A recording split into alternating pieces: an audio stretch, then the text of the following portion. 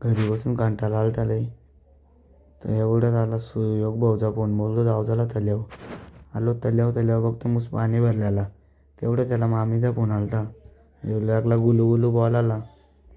आम्ही इकडे तिकडे बघितला तर इकडं बघतो तर इकडून आली आपली सर्वांची लाडकी लाल परी.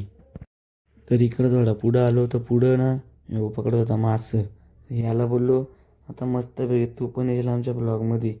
यायला या ऐकून याला लाजच वाटली. याने घेतला बादली विस्तार भरला आणि याला डायरेक्ट तिकडं दुसऱ्या पायऱ्यांच्या इकडं. बोलतो यांच्या मागे लागून काय वाचा नाही, आपल्याला मासं भेटायचं नाही. या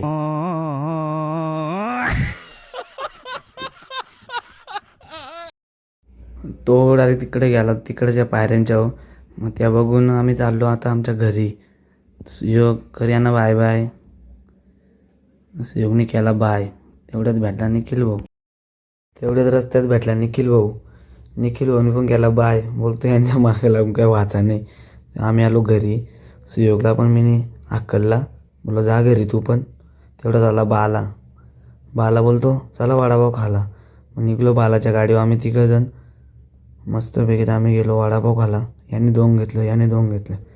आता घेतलं वडापाव खाऊन आलो आम्ही घरी. तर बघतो काय घरी पण काहीतरी केलं तर आमच्या ताईने. मग काय वडापावचा पोट नव्हता भरला. मग आपण घेतला खाला. तेवढ्यात बघतो तर काय नळ आलं तर आम्हाला लय पाणी टंचाई. लॉकनचं पाईप पण घेतलेलं आम्ही आमच्याच्यात.